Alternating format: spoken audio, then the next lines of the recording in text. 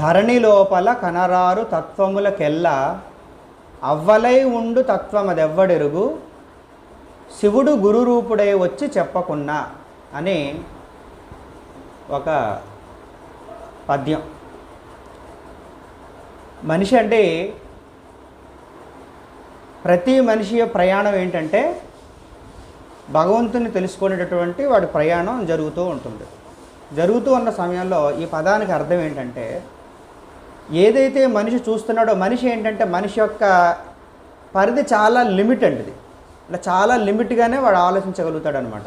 ఎక్కువ అంటే వాడి పరిధిని దాటి ఆలోచించలేడు. సో ఆలోచించలేనటువంటి మనిషి వాడి పరిధిలోనే వాడు ఆలోచించేటటువంటి మనిషి భగవంతుని కూడా ఎలా అనుకుంటాడంటే వాడికి తగ్గట్టుగానే అనుకుంటాడు. అంటే భగవంతుడు అంటే ఇది అంటే తనకన్నా విశేషంగా ఉండాలి కదా. నాకు ఒక తలకాయ ఉంది కదా, 4 తలకాయలు ఉండాలి అంటే వీడి పరిధి అదనమాట. 4 తలకాయలు ఉన్నవాడు దేవుడు. నాకు 2 కళ్ళు ఉన్నాయి కదా, 3 కళ్ళు ఉన్నవాడు దేవుడు. నాకు 2 చేతులు ఉన్నాయి కదా, 4 చేతులు ఉన్నవాడు దేవుడు. ఇట్లా మనిషి యొక్క పరిధిలోనే భగవంతుడిని ఆలోచించగలుగుతాడు అనమాట. అంటే వాడి పరిధి చాలా లిమిట్, ఆ లిమిట్లోనే ఆలోచించగలుగుతాడు, అంతకు మించి ఆలోచించలేడు. ధరణి లోపల కనరారు తత్వములకెల్లా ఏదైతే మనం భూమి మీద చూస్తున్నామో, ధరణి లోపల ఏదైతే మనం చూస్తున్నామో వీటన్నిటికంటే కూడా భిన్నమైనటువంటిది అవ్వల ధరణి లోపల కనరారు తత్వములకెల్లా అవ్వలై ఉండు తత్వమది ఎవ్వడెరుగు. అది ఎవ్వరికీ తెలియదు. భగవంతుడు అనేది ఎవ్వరికీ తెలియదు, ఎవరో తెలుసుకోలేరు కూడా. అటువంటి క్లిష్టమైనటువంటిది అనమాట భగవతత్వం అనేది. మనం అసలు మనిషి అనేవాడు దాన్ని తెలుసుకోలేడు.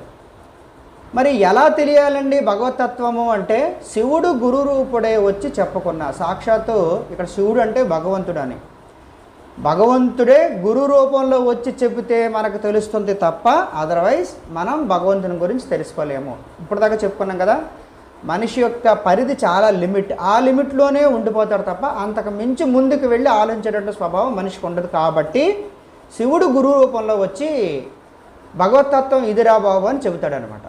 ఈ చెప్పే సందర్భంలో కూడా అంటే అది విచిత్రంగా ఉంటుంది. అంటే అప్పుడున్నటువంటి దేశ కాలానుగుణంగా ఆయన వచ్చే విషయాలు చెబుతాడనమాట. సో ఎప్పుడు ఒకలా ఉండడు. సో రాముడు వచ్చినటువంటి పరిస్థితులు వేరు, కృష్ణుడు వచ్చినటువంటి పరిస్థితులు వేరు, అంతకుముందు వచ్చినటువంటి పరశురాముడు కానీ వీళ్ళందరూ వచ్చినటువంటి పరిస్థితులు వేరు. అంటే వీళ్ళందరినీ అవతారాలు అంటాం అనుకోండి, వీళ్ళని గురువులు అనకూడదు. సో అలాగే అంటే భగవంతుడు ఎప్పుడు వచ్చినా కూడా ఏంటంటే ఆ పరిస్థితులు తగ్గట్టుగా, అంటే అప్పుడున్నటువంటి పరిస్థితులు తగ్గట్టుగా వస్తాడనమాట. సో మనం త్రిమతాచార్యుల గురించి త్రిమతాల గురించి చెప్పడానికి ముందుగా మనం భారతీయ తత్వశాస్త్రం గురించి చెప్పుకోవాలి. ఇండియన్ ఫిలాసఫీలో ముఖ్యంగా ఏంటంటే షడ్దర్శనాలు ఉన్నాయండి, 6. ఈ 6 దర్శనాల్లో యోగ దర్శనం కూడా ఒకటి. న్యాయము, వైశేషికము, సాంఖ్యము, యోగము, పూర్వమీమాంస, ఉత్తరమీమాంస అని 6 దర్శనాలండి. దర్శనము అంటే తెలుసు కదా, ఏదైనా ఉన్నతమైన దాన్ని మనం చూస్తే దాన్ని దర్శనం అంటాం కదా. ఇక్కడ భగవద్ దర్శనము అని అర్థం అనమాట. భగవద్ దర్శనము అని అర్థం. సో భగవంతుని దర్శించేటువంటి 6 పద్ధతుల్ని మన పూర్వీకులు చెప్పారు. అంటే ఒక్కొక్క దర్శనాన్ని ఒక్కొక్కరు చెప్పారనమాట. సో అలా యోగ దర్శనాన్ని పతంజలి ఎలాగైతే చెప్పాడో పూర్వమీమాంస, ఉత్తర మీమాంస అని ఉంది. ఈ ఉత్తర మీమాంసని దీన్నే వేదాంత దర్శనము అని కూడా అంటారు. సో వేదాంతం అనేసరికి మనకు అర్థం కానిదని ఒక అపోహ మనకు ఉండిపోయింది. సో దాన్ని మీకు కొంచెం సింప్లిఫై చేసి చెప్పడానికి ట్రై చేస్తాను. ఈ వేదాంత దర్శనాన్ని ఎవరు చెప్పారంటే వ్యాసుడు చెప్పాడండి. ఈ వేదాన్ని చెప్పాడు కాబట్టి ఆయన్నే వేద వ్యాసుడు అని అంటాం అనమాట. సో వేదాంతము అంటే అర్థం ఏంటంటే ఇప్పుడు భారతీయ తత్వశాస్త్రం అనగానే వేదాల్ని మనం టచ్ చేయకుండా అసలు మనం తత్వశాస్త్రాన్ని చెప్పుకోలేము. వేదము అంటే అర్థం ఏంటంటే జ్ఞానము అని అర్థం. విద్ అనే సంస్కృత పదం నుంచి వచ్చింది వేదము. వేదం అంటే నాలెడ్జ్, జ్ఞానము అని అర్థం. ప్రతి మనిషి పుట్టిన దగ్గర నుంచి చనిపోయేంత వరకు రకరకాల కోరికలు పుట్టండి. వాడు రకరకాల కోరికలు అలా పుడుతూనే ఉంటాయి. పొద్దున్న లేచిన దగ్గర నుంచి టిఫిన్ ఏం తినాలనేది కోరిక, అంతే కదండి. మధ్యాహ్నం ఏం తినాలి అది కోరిక, బయటికి ఏం వెళ్ళాలి ఇది కోరిక. ప్రతిదీ కోరికలతో ముడిపడి ఉన్నదన్నమాట. సో చదువుకునే పిల్లలైతే మంచి ర్యాంక్స్ రావాలి, లేదా మంచి ఉద్యోగం రావాలి, లేదా మంచి సహధర్మచారిణి రావాలి, ఇట్లాగా కోరికలతోనే వాడికి నిండిపోయి ఉంటుందన్నమాట. సో ఈ వేదాలు ఏం చెబుతున్నాయంటే నీకు ఏ కోరిక అయితే ఉందో ఆ కోరిక తీరాలి అంటే నువ్వు ఏం చేయాలి అనేది వేదాలు చెబుతున్నాయంట. అంటే ముందు భాగాలన్నీ కూడా చెప్తాను. దాన్ని పూర్వమీమాంస అంటారు. పూర్వమీమాంసలు ఏం చెప్తుందంటే మనిషికి వచ్చేటటువంటి కోరికలు ఏమిటి, ఆ కోరికను వాడు ఎలా తీర్చుకోవాలి, ఏ పూజ చేయాలి, ఏ వ్రతం చేయాలి, ఇవన్నీ పూర్వమీమాంసలు చెబుతాడనమాట. దాన్ని జైమిని అని ఆయన చెప్పాడండి పూర్వమీమాంసని. ఇక ఉత్తరమీమాంసలు ఏంటంటే వేదవ్యాసుడు చెప్పాడు అనుకున్నాం కదా. ఈ ఉత్తరమీమాంస అంటే దీన్ని వేదాంత దర్శనము అని అంటారు. సో ఈ కోరికలు అనేవి ఎలాంటివి అంటే, ఇప్పుడు మనకి ఫర్ ఎగ్జాంపుల్ దురద వచ్చింది అనుకోండి, ఇలా గోక్కుంటాం కదా. అంటే గోక్కుంటే టెంపరీగా ఆ దురద తగ్గుతుంది. కోరికలు కూడా ఇట్లాంటివి దురద లాంటివే, మళ్ళీ దురద పడుతుంది. మనం చేయాల్సింది ఏంటంటే దురద వచ్చినప్పుడు దాన్ని గోక్కోవడం కాదు, దురద లేకుండా చేసుకోవాలి. సో కోరికలు తీర్చుకోవడం కాదు, కోరికలు లేకుండా చేసుకోవాలి. కాబట్టి ఈ కోరికల వెంట తిరిగినటువంటి మనిషి కోరికలు అనుభవిస్తూ అనుభవిస్తూ అనుభవిస్తూ అనుభవిస్తూ ఏమవుతుందంటే చివరికి వాడు ఏటి కోరికలు తీర్చుకోవడమే జీవితమా, ఇంకంతకు మించి జీవితం లేదా అనే స్టేజ్కి వెళ్తాడు ఒక టైంకి. వెళ్ళిన తర్వాత అప్పుడు వాడికి వేదాంతం చెబితే అర్థమవుతుంది. స్టార్టింగ్లో చెబితే ఎవరికి అర్థం కాదండి. కాబట్టి ఒరే బాబు, నువ్వు కోరికలు తీర్చుకోవడం కాదురా, కోరికలకి దాటి నువ్వు ముందుకు వెళ్ళాలి.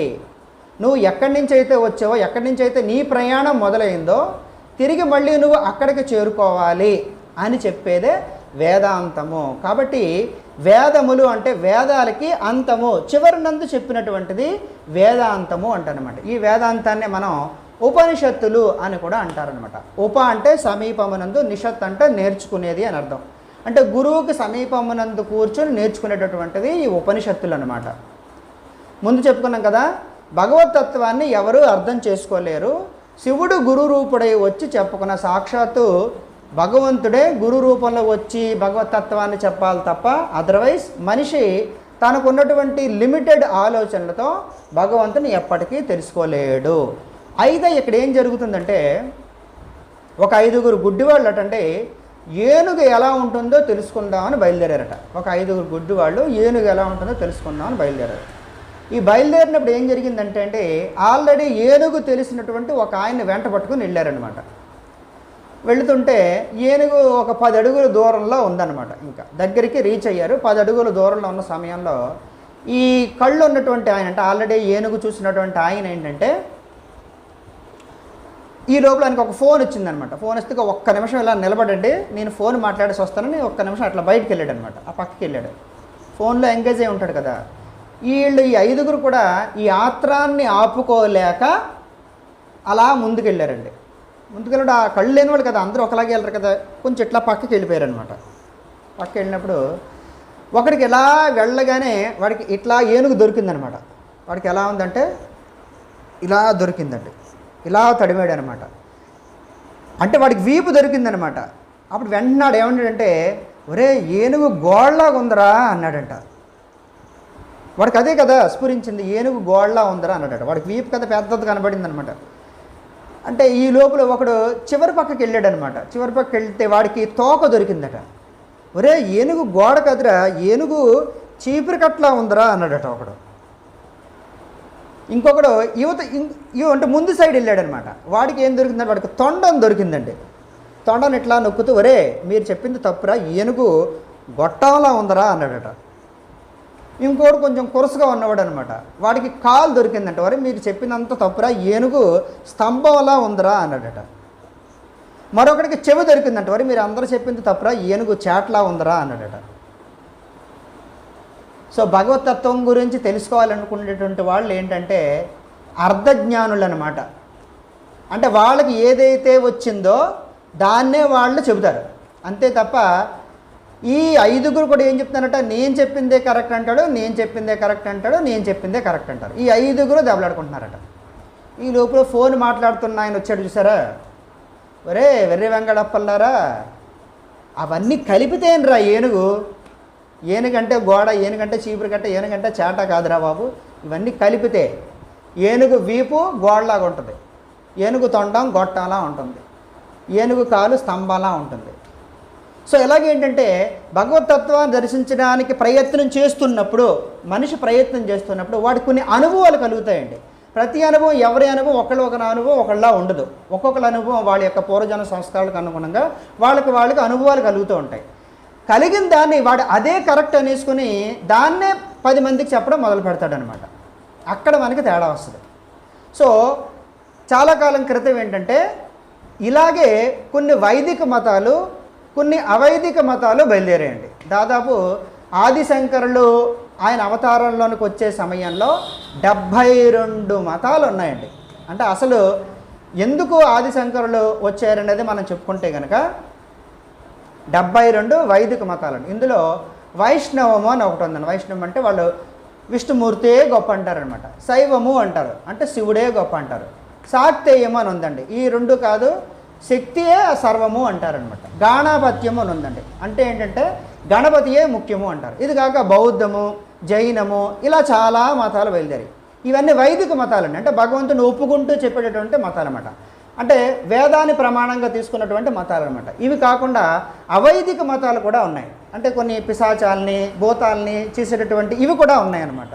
సో ఈ ప్రకారం ఏంటంటే 72 మతాలు సుమారుగా ఆ టైంలో వచ్చి వీళ్ళు దెబ్బలాడుకుంటూ ఉన్నారన్నమాట. ఈ గుడ్డి వాళ్ళు ఎలాగైతే కొట్టుకుంటూ ఉన్నారో అలాగే వీళ్ళందరూ కూడా మాది కరెక్టు, మాది కరెక్టు, మాది కరెక్టు, మాది కరెక్ట్ అనడం మొదలుపెట్టారనమాట. మొదలుపెట్టే సమయంలో అప్పుడు ఎలాగైతే కళ్ళు ఉన్నటువంటి వ్యక్తి ఈ 5గురిని ఒరే బాబు ఇవన్నీ కలిపితేనరా ఏనుగు అని ఎలాగైతే చెప్పాడో అలాగే వీళ్ళందరినీ ఏకం చేయాల్సినటువంటి సందర్భం ఏర్పడింది. సో అప్పుడు ఆదిశంకరుడు వచ్చాడండి. ఆదిశంకరుడు చెప్పినటువంటి సిద్ధాంతం ఏంటంటే అద్వైతము అండి. ఆయన చెప్పింది అద్వైతం, అద్వైత వేదాంతము, వేదాంతాన్ని అద్వైతం రూపంలో చెప్పడం అండి. ఈ పదాలు మీరు చక్కగా అబ్జర్వ్ చేస్తే చాలా మీనింగ్ఫుల్గా ఉంటాయండి. ద్వి అంటే 2, అద్వైతము అంటే 2 కానిది, 2 లేవు, ఒకటే ఉన్నదల్లా ఒకటే, 2 లేవు, 2 లేవు. ఆయన చెప్పింది సింపుల్గా ఏంటంటే అహం బ్రహ్మాస్మి, నువ్వే దేవుడివి. ఆయన చెప్పింది ఇంకే ఫిలాసఫీ లేదు, నువ్వే దేవుడివి అన్నాడు అనమాట. నేను తప్ప ఇంకొకటి లేదు. బ్రహ్మ సత్యము, బ్రహ్మ ఒక్కటే సత్యం, బ్రహ్మ తప్ప మరొకటి లేదు. ఇవన్నీ కూడా బ్రహ్మ యొక్క వివిధ రూపాలు. ఇప్పుడు మనకు కనిపిస్తుందని చూసావా, టీవీ అనో, ఫ్యాన్ అనో, మనుషులనో, పక్షులనో, ఇవన్నీ మనం చెబుతున్నాం చూసారా, ఇవన్నీ బ్రహ్మ యొక్క వివిధ రూపాలు తప్ప ఇవన్నీ కూడా బ్రహ్మమే. కాబట్టి బ్రహ్మము తప్ప మరొకటి లేదు, బ్రహ్మ ఒక్కటే సత్యము. ఫర్ ఎగ్జాంపుల్ ఒక బంగారం ఉందనుకోండి, బంగారాన్ని చెవులకు పెట్టుకుంటే దాన్ని చెవిలీలు అంటాం, దాన్ని ముక్కుకు పెట్టుకుంటే ముక్కు పుడక అంటాం, మెడలో వేసుకుంటే నెక్లెస్ అంటాం, నడుముకు పెట్టుకుంటే వడ్డాణం అంటాం, కాళ్ళకు పెట్టుకుంటే మట్టిలు అంటాం. కానీ అన్నిట్లోనూ ఉన్నది ఒకటే పదార్థం, అది బంగారం. అయితే వివిధ ప్రదేశాల్లోకి అది వెళ్ళేసరికి దాని పేర్లు మారిపోయాయి. అట్లాగే ఉన్నది ఒకటే భగవంతుడు తప్ప మరొకటి లేదు. దానికి వివిధ రూపాలు ఎప్పుడైతే వచ్చాయో దానికి రకరకాల పేర్లు పెట్టాం. ఉన్నది భగవంతుడు తప్ప మరొకటి లేదు. ఎందుకంటే అప్పుడు అన్ని మతాలు ఉన్నాయి కాబట్టి వీటన్నిటినీ ఏకం చేయాల్సిన బాధ్యత అయింది. కాబట్టి అదే ఆయన జనసామాన్యంలోకి తీసుకెళ్ళాడు అనమాట. బ్రహ్మ సత్యము, బ్రహ్మ తప్ప మరొకటి లేదు, ఆ బ్రహ్మమే నువ్వు. అహం అంటే నువ్వు అంటే అహం అంటే నేను అనమాట. నేనే బ్రహ్మము, నేను బ్రహ్మము నుంచే వచ్చాను అని చెప్పాడు అనమాట ఆయన. ఇక మరి కనిపించేదంతా ఏంటి అంటే జగత్ మిథ్య అంటాడండి. మొట్టమొదటిది బ్రహ్మ సత్యం, బ్రహ్మ తప్ప మరొకటి లేదు. రెండోది జగత్ మిథ్య, మిథ్య అంటే లేదు అని అర్థం కాదు, ఉన్నట్టుగా ఉంది కానీ నిజానికి లేదు. ఉన్నట్టుగా ఉండి నిజానికి లేదు అంటే దీని గురువుగారు ఒక చిన్న కథ చెప్పేవారండి, జాగ్రత్తగా అర్థం చేసుకోండి. ఒక గొడ్రాలు ఉందటండి. ఆ గొడ్రాలకి 3 పిల్లలు ఉన్నారట. గొడ్రాలకి 3 పిల్లలు ఏంటి అనకండి, నేను మళ్ళీ చెప్తాను తర్వాత. ఒక గొడ్రాలు ఉంది, గొడ్రాలకి 3 పిల్లలు ఉన్నారట. ఈ 3 పిల్లల్లో ఒకడికి తల లేదంట, ఒకడికి నడుము లేదంట, ఒకడికి కాళ్ళు లేవట. ఈ 3 కలిసి ఎండమావుల్లో స్నానం చేసి ఆకాశ పుష్పం తేవడానికి గంధర్వ నగరం బయలుదేరారట. ఇప్పుడు ఇదే కథని చిన్నపిల్లలకి చెప్తున్నాం అనుకోండి, వాళ్ళు శ్రద్ధగా వింటారు. గొడ్రాలంటే ఎవరో 3 పిల్లలు ఉన్నారట, అందులో ఒకటి తల లేదు, ఒకటి నడుము లేదు, కాళ్ళు లేదు అనేసరికి వాడు ఊహించుకుంటాడు అనమాట. ఈ కథను మీరు ఒకసారి అబ్జర్వ్ చేసినట్టయితే ఇది చెబుతూ ఉంటే మీకు విషయం అయితే ఉంది, అంటే కంటిన్యూషన్ ఉందండి. గొడ్డాలు ఉంది, 3 పిల్లలు ఉన్నారు, తల లేదు, కాళ్ళు లేదు, నడుము లేదా, అంటే ఒక కంటిన్యూషన్ అయితే ఉంది. కానీ ఇక్కడ ప్రశ్న ఏంటంటే గొడ్రాలు ఏమిటి, 3 పిల్లలు ఏమిటి అనేసరికి వెంటనే అక్కడే స్టాప్ అయిపోయింది, కథ ఇంక లేదు. కానీ చెప్పుకుంటే ఎలా ఉంది, ఒక కథలాగా ఒక సిస్టమేటిక్గానే ఉంది. అలాగే జగత్తు కూడా ఎలాంటిది అంటే నిజానికి లేదు కానీ ఉన్నట్టుగా అనిపిస్తుంది అనమాట. ఉన్నట్టుగా అనిపిస్తుంది కానీ నిజానికి లేదు. ఎండ మా ఊళ్ళో నీళ్ళు అంటారన్నమాట. ఎండ మా ఊళ్ళో నీళ్ళు. మనం ఈ హైవేలో గట్రా వెళ్తున్నాం అనుకోండి, కార్లు వెళ్తుంటే దూరంగా మనకి నీళ్ళు ఉన్నట్టుగా కనిపిస్తాయి, నీడ కూడా పడుతున్నట్టుగా అనిపిస్తుంది. కానీ అక్కడికి వెళ్ళేసరికి అక్కడ నిజానికి లేదు. మరి దూరంగా ఉన్నప్పుడు చూసినప్పుడు ఎండమావులు కనిపించాయి, కానీ దగ్గరికి వెళ్ళి చూసేసరికి మనకేం కనిపించలేదు. అంటే ఏంటనమాట, ఉన్నట్టుగా ఉంది కానీ నిజానికి లేదు. కాబట్టి జగత్ మిథ్య అన్నాడు అనమాట. ఒక్కటే బ్రహ్మ సత్యం, జగత్ మిథ్య. ఇక మూడోది జీవో బ్రహ్మ ఇవ నాపరహ అంటాడండి. అంటే జీవుడు బ్రహ్మమే తప్ప మరొకటి కాదు. ఇప్పుడు జీవుడు నేనున్నాను చూసారా, ఈ నేను అనేది నిజానికి నేను కాదు, నేను బ్రహ్మమే. అంటే బ్రహ్మము తప్ప మరొకటి, బ్రహ్మ సత్యం అని ఒకటే చెప్పాడు కదా. అంటే బ్రహ్మ ఒక్కటే సత్యం, మరి నేను బ్రహ్మమే అయి ఉండాలి కదా. అంటే మరి నేను సెపరేట్గా ఎందుకు కనిపిస్తున్నానండి అని మీకు సందేహం రావచ్చు. సపరేట్గా కనిపిస్తున్నాను కదా, ఎందుకు సెపరేట్గా కనిపిస్తున్నాను అంటే సూర్యుడు ఉదయిస్తూ ఉన్నాడండి. సూర్యుడు యొక్క కాంతి పడుతూ ఉంది. కాంతి పడుతూ ఉంటే మధ్యలో అద్దం పెట్టాం. అద్దం పెడితే అద్దంలో ప్రతిబింబం ఒకటి పడిందండి. సూర్యుడు ప్రతిబింబం పడిందనమాట. జాగ్రత్తగా అర్థం చేసుకోండి. సూర్యుడు, నేను మధ్యలో అద్దం పెట్టాను, ప్రతిబింబం పడింది. ప్రతిబింబం పడినప్పుడు చూడండి, ఒకటి సూర్యుడు. సూర్యుడు ఎక్కడ బ్రహ్మము అనుకోండి, అంటే భగవంతుడు సూర్యుడు అనుకోండి కాసేపు. ఇక్కడ ప్రతిబింబం ఒకటి కనిపిస్తుంది. సూర్యుడికి ఏ క్వాలిటీస్ అయితే ఉన్నాయో ఈ ప్రతిబింబానికి కూడా అవే క్వాలిటీస్ ఉన్నాయి. సూర్యుడు తెల్లగా ఉన్నాడు, ఇది తెల్లగా ఉంది. సూర్యుడు ప్రకాశిస్తూ ఉన్నాడు, ఇది ప్రకాశిస్తూ ఉంది. కానీ నిజానికి అక్కడ ప్రతిబింబం ఉన్నదా? అలాంటి సూర్యుడు ఇక్కడ ఇంకొక సూర్యుడు ఉన్నాడా? లేడు. అదే సూర్యుడు ఇక్కడ ఉన్నాడా? లేడు కదా. మరి ఎందుకు సెపరేట్గా కనిపిస్తున్నాడు? అద్దం ఉండడం వల్ల. ఈ అద్దాన్నే మాయ అని అంటాం అనమాట. అంటే ఎప్పుడైతే భగవంతుడి నుంచి జీవుడు విడివడి బయటకు వస్తాడో వెంటనే వాడు మాయలో పడిపోతాడు అనమాట. ఈ మాయ దాన్నే మనసు, బుద్ధి, చిత్తము, అహంకారం అనే మాయ కమ్మేస్తుంది అనమాట. ఎప్పుడైతే కమ్మేసిందో అప్పుడు నేను సెపరేట్ అనుకుంటున్నాడు అనమాట. సో ఇప్పుడు చేయాల్సింది ఏంటంటే ఈ అద్దాన్ని తీసేయాలి. ఈ అద్దాన్ని తీసేస్తే సెపరేట్గా ప్రతిబింబం లేదు అక్కడ. అద్దం ఉన్నంతసేపే ప్రతిబింబం ఉంది తప్ప అద్దం తీసేస్తే ప్రతిబింబం లేదు. అద్దం తీసేయగానే ఏమైపోయింది? ప్రతిబింబం అందులోకి వెళ్ళిపోయింది. ముందు లేదు, తర్వాత లేదు, ముందు లేదు, తర్వాత లేదు. అద్దం ఉన్నప్పుడే వచ్చింది. అద్దం ఎప్పుడైతే తీసామో ఇది అందులోకి వెళ్ళిపోయింది అనమాట. కాబట్టి ఒరే బాబు, నువ్వు ప్రతిబింబం లాంటి వాడివి. ఎప్పుడైతే నీకు మాయ ఉందో నేను సపరేట్గా ఉన్నాను అనిపిస్తుంది నీకు, ఆ మాయ తీసేస్తే నువ్వు భగవంతుడివే తప్ప మరొకటి కాదు అనేసాడు అనమాట. కాబట్టి బ్రహ్మ ఒక్కటే సత్యం, జగత్ మిథ్య, జీవో బ్రహ్మ ఇవ నాపరహ. అంటే జీవుడు బ్రహ్మమే తప్ప మరొకటి లేదు. అదే సిద్ధాంతాన్ని దేశం మొత్తం వ్యాప్తి చేశాడండి ఆయన.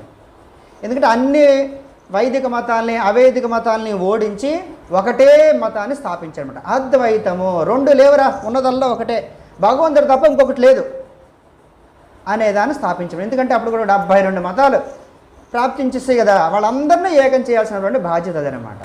అయితే ఏం జరిగిందంటే ఎప్పుడైతే నేను దేవుడు అందరికీ ఒకలాగా అర్థం కాదు కదా. ఇప్పుడు క్లాసులో 20 మంది ఉన్నారు, నేను చెప్పిన విషయం అందరికీ ఒకలాగా అర్థం కాదుగా. వాళ్ళ యొక్క స్వభావానుసారంగా వాళ్ళకి అర్థమవుతూ ఉంటుంది. గురుగారు ఒక కథ చెప్తారులేండి, ఒక ఎగ్జాంపుల్ చెప్తారు. ఇట్లా నేను 3 గీతలు గీశాను. 3 గీతలు గీస్తే ఒకరికొకలా అర్థమవుతుంది. ఏమీ తెలియని వాడేమో దాని 3 గీతలు అంటాడు. అదే మ్యాథ్స్ తెలిసినవాడు దాన్ని యాంగిల్ అంటాడు. మనం చిన్నప్పుడు నేర్చుకున్నాం కదా. అది ఇంకొకటి ఏమంటాడంటే ఆ పైన ఉన్నటువంటి ఇంటి కప్పు అంటాడు. ఒకడేమో ఫ్యామిలీ ప్లానింగ్ గుర్తు అంటాడు. ఇలాగా ఒక్కొక్కరు ఒక్కొక్కలా చెబుతారు. ఉన్నది ఒకటే విషయమైనా వేరు వేరు విధాలుగా వాళ్ళకి ఎలా అర్థమైంది అంటే ట్రయాంగిల్ అంటాం కదా. వేరు వేరు విధాలుగా ఎలా వాళ్ళకి ఎందుకు అర్థమైందంటే వాళ్ళ యొక్క స్వభావానుసారంగా, వాళ్ళ పూర్వజన్మ అంటే వాడి యొక్క వెనకాల ఉన్నటువంటి విషయాల వల్ల అనమాట. 3 గీతలు అన్నటువంటి వాడికి సామాన్యుడు కొడుకు, ఫ్యామిలీ ప్లానింగ్ గుర్తు అన్నవాడు డాక్టర్ కొడుకు, ఆ ఇంటి పైకప్పు గుర్తు అన్నవాడు ఇంజనీర్ కొడుకు అనమాట. ఇలా ఉన్నది ఒకటే విషయమైనా వేరు విధాలుగా వాళ్ళకి ఎందుకు అర్థమైంది అంటే వాడు వెనకాల ఉన్నటువంటి బ్యాక్గ్రౌండ్ వల్ల. అలాగే ఈయన చెప్పింది ఒకటే విషయమైనా సరే రకరకాల మనుషులకి రకరకాలుగా అర్థమైంది. ఎందుకు వాళ్ళకి అలా అర్థమైంది అంటే వాళ్ళ కర్మశాత్తు అలా అర్థమైంది అనమాట. ఇంకా అక్కడి నుంచి వాళ్ళు ఏం చేశారు, వాళ్ళకి సరిగ్గా అర్థం కాక నేనే దైవము నేనే దైవము నేనే దైవము నేనే దైవం అంటే మొదలెట్టారు. ఇంకా ప్రాసెస్ ఇంకేం లేదనమాట. అంటే వేరేలాగా అర్థమైపోయింది జనాలకి. ఆయన చెప్పినట్టుగా అర్థం కాలే. కొంతమందికి అర్థమైంది కానీ కొంతమందికి అర్థం కాలేదు. శుష్క వేదాంతం పెరిగిందనమాట. శుష్క వేదాంతం పెరిగి ఇంకా అక్కడి నుంచి అది కూడా ఒక రకమైన అరాచకానికి దారితీస్తుంది. అందుకే ఇదే నేను చెప్పింది వీళ్ళకి వేరేగా అర్థమైందని చెప్పేసి భగవంతుడు ఒక్కడే అని ఆయన చెప్పిన చాలా స్తోత్రాలు అష్టోత్తరాలు కూడా చాలా అవే ఆయన రాశాడండి. ఆదిశంకరులో రాశాడు. ఎందుకంటే ఆ స్థితికి మీరు వెళ్ళాలిరా బాబు, మీరు అనుకుంటే అయిపోదు అని చెబుతూ ఇవన్నీ రాశాడు అనమాట. రాసి ఆయన వచ్చిన పని అయిపోయింది కాబట్టి ఆయన పూర్తి అయిపోయింది. అయిపోయిన తర్వాత అప్పుడు రామానుజుడు వచ్చాడండి. రామానుజుడు వచ్చింది ఆయన జాగ్రత్తగా పదం అర్థం చేసుకోండి. విశిష్టాద్వైతము అండి ఆయన చెప్పింది అద్వైతమే, కానీ విశిష్టమైన అద్వైతం. అద్వైతం లాంటిదే కానీ విశిష్టమైన అద్వైతం అనమాట. అంటే అర్థం ఏంటంటే ఈ జనాలకు అర్థం కాలేదు కదా, అర్థమయ్యేటట్టుగా అద్వైత స్థితికి తీసుకెళ్ళాలి ఈయన పని అది. కాబట్టి ఏం చేశారు, ఒరే బాబు నువ్వు దేవుడు అంటే అర్థం నువ్వు దేవుడు అయిపోతావని కాదు అంటే రామానుజులు చెప్పిందన్నమాట. నువ్వు దేవుడు అయిపోతావని కాదు, దేవుడు అంతటి వాడివి అవుతావని. ఇప్పుడు పిల్లల్ని అంటారు చూసారు, ఒరే మీ నాన్న అంత గొప్పవాడివి అవ్వాలరా నువ్వు అంటారు కదా. ఒరే నువ్వు అబ్దుల్ కలాం గారు అంతటి వాడు అవ్వాలరా అంటాం కదా. అంటే అర్థం ఏంటి, నువ్వు అబ్దుల్ కలాం అయిపోతావని కాదు, అబ్దుల్ కలాం ఎంత గొప్పవాడో నువ్వు కూడా అంత గొప్పవాడు కావాలి. మీ నాన్న ఎంత గొప్పవాడో నువ్వు కూడా అంత గొప్పవాడు కావాలి. నువ్వు బ్రహ్మం అయిపోతావని కాదు, బ్రహ్మమంతటి వాడిగా అవ్వాలని విశిష్టమైనటువంటి అద్వైతం. అంటే భగవంతుడు నువ్వు అయిపోతావని కాదు, భగవంతుడితో సమానంగా అవుతావు అన్నాడు అనమాట. అద్వైతమే కానీ విశిష్టమైనటువంటి అద్వైతం. సో భగవంతుడు అంతటి వాడివి అవ్వాలి అంటే నీకు ఒక ప్రాసెస్ ఉంది, ఒక పని చెయ్యాలి నువ్వు. దానికి ఆయన భక్తి యోగం చెప్పాడనమాట. ఒరే నువ్వు బాబు మీరు ఈ పనులు చేయడం ద్వారా భగవంతుడి వాడివి అవుతావు అని చెప్పాడు రామానుజాచార్యుల గురించి ఆయన పెద్ద స్టోరీ. అంటే నేను వాళ్ళ లైఫ్ హిస్టరీలోకి వెళ్ళట్లేదు, వాళ్ళు చెప్పిన సిద్ధాంతం వరకే నేను మీకు టచ్ చేస్తున్నాను అనమాట. అది చాలా పెద్ద సబ్జెక్ట్ అండి, అంతవరకు వెళ్ళొద్దు మనం. ఇక తర్వాత ద్వైతము అండి. ద్వైతము అంటే అర్థం ఏంటంటే శంకరుడు చెప్పింది ఏంటి, అద్వైతం రెండు లేవు, ఒకటే ఉన్నది ఒకటే. రామానుజులు చెప్పింది ఏంటి, విశిష్టమైనటువంటి అద్వైతం. రెండు లాంటిదే కానీ ఒకటి. ఓకేనా. ఇక ద్వైతం అంటే రెండే, జీవుడు ఎప్పుడు జీవుడే, దేవుడు ఎప్పుడు దేవుడే. అంటే మనిషి ఎప్పుడు కూడా సాధన ఎప్పుడు మొదలు పెడతాడంటే నేను చాలా తక్కువ వాడిని, భగవంతుడు చాలా గొప్పవాడు, నేను భగవంతుడిని తెలుసుకోవాలి అనేటువంటి ఆలోచన వాడికి మైండ్లో వస్తేనే భగవంతుడి గురించి వాడు ప్రయత్నం చేస్తాడు. నువ్వు అబ్దుల్ కలాం అంతటి వాడు అవ్వాలరా అంటే అప్పుడు అబ్దుల్ కలాంని ఏమిగా పెట్టుకుని వాడు ప్రయత్నం చేస్తాడు కదా. కాబట్టి ఒరే నువ్వు అబ్దుల్ కలాం వేరు నువ్వు వేరు అని చెప్పాలన్నమాట వీడికి. అప్పుడు వీడు ఎల్కేజీ నుంచి మొదలుపెట్టి UKG, first standard, second standard ఇట్లా చదువుకుంటూ అబ్దుల్ కలాం అంత స్టేజ్కి వెళ్ళాలన్నమాట వీడు. సో ద్వైతము అంటే జీవుడు జీవుడే, దేవుడు దేవుడే. ద్వైతం అంటే రెండు, జీవుడు ఎప్పుడు జీవుడే, దేవుడు ఎప్పుడు దేవుడే. జీవుడు ఎప్పుడూ దేవుడు కాడు, ఎప్పటికీ కాడు. అది ఎప్పటికీ కాడంటే ఫైనల్ స్టేజ్కి వెళ్ళిన తర్వాత కూడా వాడు దేవుడితో సమానం కాడు. అంటే ఫైనల్ స్టేజ్ అంటే ద్వైతంలో ఫైనల్ స్టేజ్ ఏంటంటే భగవంతుడు హయ్యెస్ట్ స్టేజ్లో ఉంటాడు, వీడు భగవంతుడికి కిందనగా భగవంతుడు ఏ అనుభవం అయితే పొందుతూ ఉంటాడో వీడు కూడా అదే అనుభవాన్ని పొందుతూ ఉంటాడు, కానీ భగవంతుడు వీడు కాడు. అదండి ద్వైతం అంటే ఎప్పటికీ జీవుడు జీవుడే, దేవుడు దేవుడే. సింపుల్గా చెప్పేసానండి, ద్వైతం అంటే రెండు, జీవుడు వేరు దేవుడు వేరు. జీవుడు దైవం కోసం ప్రయత్నం చేసే ప్రాసెస్లో దేవుడికి దగ్గరగా వెళ్తాడు. సాలోక్యము, సామీప్యము, సారూప్యము, సాయుజ్యము అంటాడండి. సాలోక్యం అంటే అర్థం ఏంటంటే దేవుడు ఉన్నటువంటి లోకానికి వెళ్తాడు, ఫస్ట్ స్టేజ్ అనమాట అది. నెక్స్ట్ సామీప్యము, దేవుడికి దగ్గరగా వెళ్తాడు. సారూప్యము, దేవుడి రూపంలో ఉంటాడనమాట. దేవుడి రూపంలో అంటే అర్థం ఏంటంటే మీరు ఈ సినిమాల్లో గట్టా చూసి ఉంటారేమో, విష్ణుమూర్తి వైకుంఠంలో చూశారనుకోండి, ద్వారపాలకులు కూడా విష్ణుమూర్తిలాగే ఉంటారు. వాళ్ళు కూడా వాళ్ళకి 4 చేతులు, తలా, కిరీటం పెట్టుకొని ఉంటారు.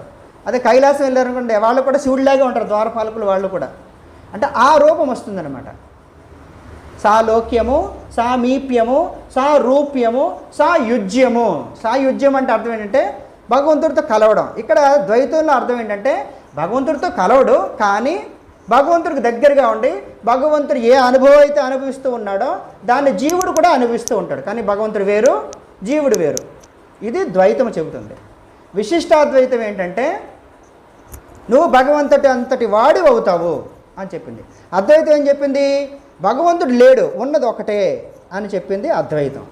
అయితే మరి ఇందులో ఏది కరెక్ట్ అండి అంటే ఈ 3 మార్గాలు వేరు కాదు, గుర్తుపెట్టుకోండి. ముందు ద్వైతంతో మొదలు పెట్టాలి. అంటే కాలానుగుణంగా అని చెప్పాను మీకు ముందు, అందుకే కాలానుగుణంగా ద్వైతంతో మొదలు పెట్టాలి. అంటే నేను కించిజ్ఞుడను, నాకేమీ తెలియదు అనుకుంటేనే ద్వైతంతోనే మొదలు పెట్టాలి. ద్వైతంతో మొదలుపెట్టి విశిష్టాద్వైత స్థితికి వెళ్ళిన తర్వాత అప్పుడు అద్వైత స్థితికి అర్థమవుతుంది అన్నమాట. కాబట్టి ఇవి స్టేజెస్ అన్నమాట. ఇందులో ఎక్కువ లేదు, ఇందులో తక్కువ లేదు. సో ద్వైత స్థితి నుంచి మానవుడు మొదలుపెట్టి విశిష్టాద్వైత స్థితికి వెళ్ళినప్పుడు అప్పుడు అద్వైతం అవుతాడు. అంటే భగవంతుడు తప్ప మరొకటి లేదనే విషయాన్ని తెలుసుకుంటాడు అనమాట. కాబట్టి 3 మార్గాలు వేరు కాదు, ముగ్గురు చెప్పింది ఒకటే. కాకపోతే స్టెప్స్ ద్వైత స్థితి నుంచి విశిష్టాద్వైత స్థితికి, విశిష్టాద్వైత స్థితి నుంచి అద్వైత స్థితికి వెళ్ళాలన్నమాట. నేను చెప్పాను కదా, దేశ కాలానుగుణంగా ఆ భగవంతుడు గురు రూపంలో వచ్చి విషయాన్ని చెబుతాడు తప్ప ఇందులో ఒకరు చెప్పింది రైట్ కాదు, ఒకరు చెప్పింది తప్పు కాదు. ప్రస్థానత్రయం అని ఒకటి ఉందండి. ప్రస్థానత్రయం అంటే బ్రహ్మసూత్రాలు, ఉపనిషత్తులు, భగవద్గీత, ఈ 3టిని ప్రస్థానత్రయం అంటారు. అది మళ్ళీ చాలా పెద్ద సబ్జెక్టులు అండి, అంతవరకు వెళ్ళొద్దు. 1 బ్రహ్మసూత్రాలు, 2 ఉపనిషత్తులు, భగవద్గీత. ఈ 3టిలో ఉన్నది దాదాపుగా ఒకటే విషయం. ఈ 3టికి వ్యాఖ్యానాలు రాశారండి, 3 రాశారు వ్యాఖ్యానాలు. ఆదిశంకరుడు, రామానుజులు, మధ్వాచార్యులు 3 రాశారు. ఎలా రాశారంటే వాళ్ళ సిద్ధాంతాలకు అనుకూలంగానే రాశారు. అంటే శంకరుడు అద్వైతం చెప్పాడు కదా, అద్వైతానికి అంటే భగవంతుడు తప్ప మరొకటి లేదు అనే వ్యాఖ్యానంతోనే 3టిని వ్యాఖ్యానం రాశాడండి. ఇంకా రామానుజులు విశిష్టాద్వైతాన్ని ప్రతిపాదించాడు కదా, విశిష్టాద్వైతం తగ్గట్టుగానే ఈ 3టిని రాశాడు. మధ్వాచార్యులు ఆయన సిద్ధాంతాన్ని తగ్గట్టుగా ద్వైతానికి సంబంధించి ఈ 3టికి వ్యాఖ్యానం రాశాడు. కాబట్టి ఏంటంటే ఒకటి రైట్, ఒకటి రాంగ్ కాదు. ముందు ద్వైత స్థితి నుంచి మొదలుపెట్టి చివరిగా అద్వైత స్థితికి వెళ్ళాలి, విశిష్టాద్వైతము మీదుగా అన్నమాట. సో ఇది ఈ త్రిమదాచార్యులు చెప్పినటువంటిది అద్వైతము, విశిష్టాద్వైతము, ద్వైతము.